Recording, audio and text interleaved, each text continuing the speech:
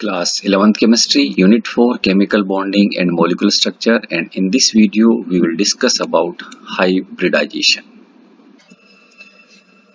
It was introduced by Pauling. Question arises why? Why it was required? Hybridization was introduced to explain the characteristic geometrical shapes of polyatomic molecules. For example, consider formation of CH4 methane. In CH4, central atom is carbon, and in ground state, its electronic configuration is helium 2s2 2p2. This carbon atom in ground state has only two unpaired electrons which are present in 2p subshell. But in methane CH4, carbon is forming four bonds. It means for the formation of four bonds by carbon, carbon must have four unpaired electrons. Okay, that's why one of the electron from 2s subshell is excited and it will go to 2p subshell. And in excited state, the electronic configuration of carbon becomes helium 2s1, 2px1, 2py1 and 2pz1. Now these are the four atomic orbitals present in carbon in excited state, and all these are unpaired. Okay, the four atomic orbitals of carbon, each with an unpaired electron, can overlap with the 1s orbitals of the four hydrogen atoms which are also singly occupied. This will result in the formation of four carbon hydrogen bonds.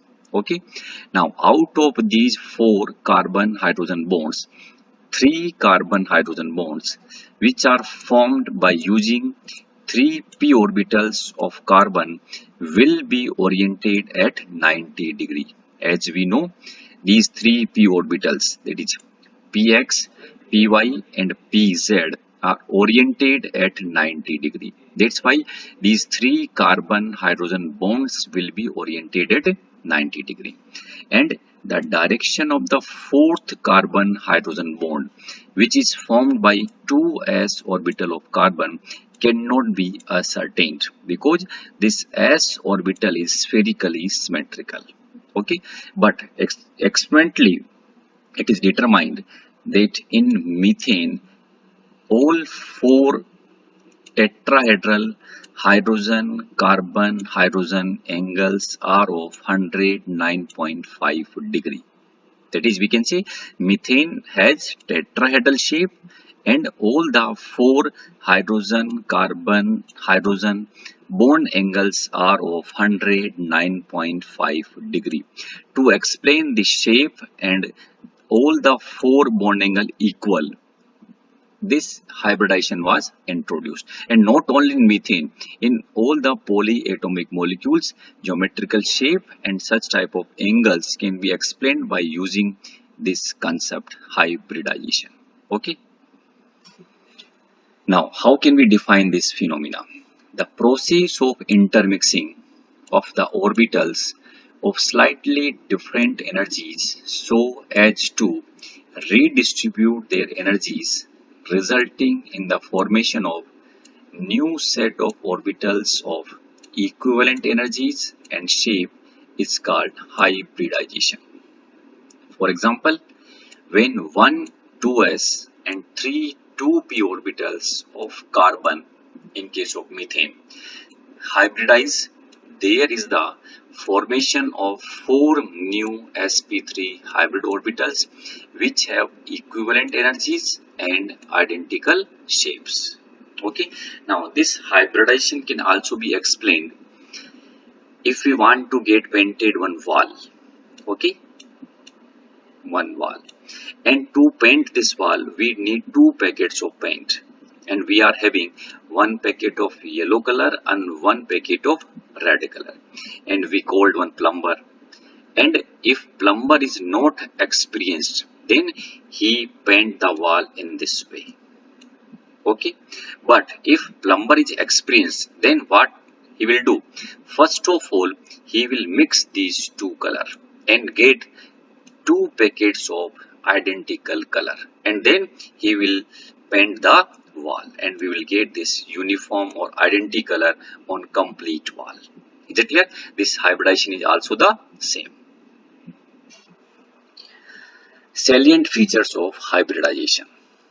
The number of hybrid orbitals is equal to the number of atomic orbitals that get hybridized. The hybridized orbitals are always equivalent in energy and shape, and generally the shape of hybrid orbital is represented like this. Okay, there is again two lobe. One lobe is bigger in size and one lobe is smaller in size. Okay, the hybrid orbitals are more effective in forming stable bonds than the pure atomic orbitals. These hybrid orbitals are directed in space in some preferred direction to have minimum repulsion between electron pairs and thus a stable arrangement. The type of hybridization indicates the geometry of molecules. Now, important conditions for hybridization. First one, the orbitals present in the valency shell and penultimate shell of the atom are hybridized. Valency shell means outermost shell, and penultimate shell means this is the we can say one before outermost shell. That is called penultimate shell. Like we can say if this is represented as nth shell, then this will be, you can say this will be n minus 1. N minus 1. Okay. The orbitals undergoing hybridization should have almost equal energy. We can say the atomic orbitals which are undergoing hybridization must have almost equal energy. There should be no large difference between their energies. Next one is promotion of electron is not essential condition prior to hybridization. Next one is it is not necessary that only half-filled orbitals participate in hybridization. In some cases, even filled orbitals and empty orbitals of valency shell and penultimate shell take part in hybridization. These are the some important conditions for hybridization. Now, types of hybridization. Depending on the number of atomic orbitals and type of atomic orbitals, hybridization can be classified in various types, like sp hybridization. These sp hybrid orbitals are oriented in linear geometry. sp2 hybridization. These hybrid orbitals are arranged in trigonal planar. sp3 hybridization in tetrahedral manner.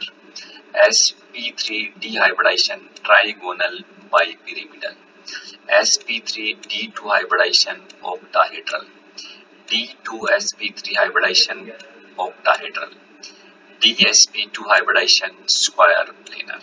Okay, we will discuss the detail of these three type of hybridization which involve s and p orbitals in next video. Okay, then question arises, how can we find out that in a particular molecule what is the hybrid state of central atom?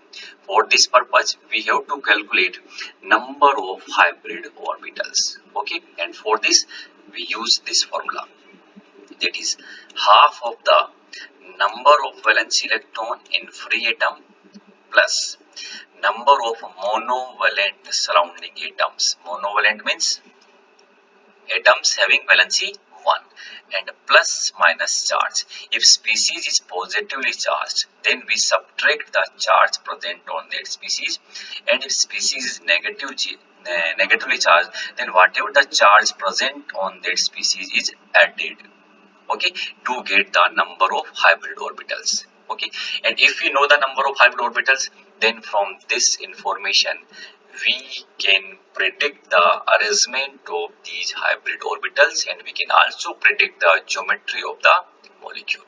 Okay student, thank you. Subscribe my channel to get the new videos. In the next video, we will discuss about hybridization involving S and p orbitals.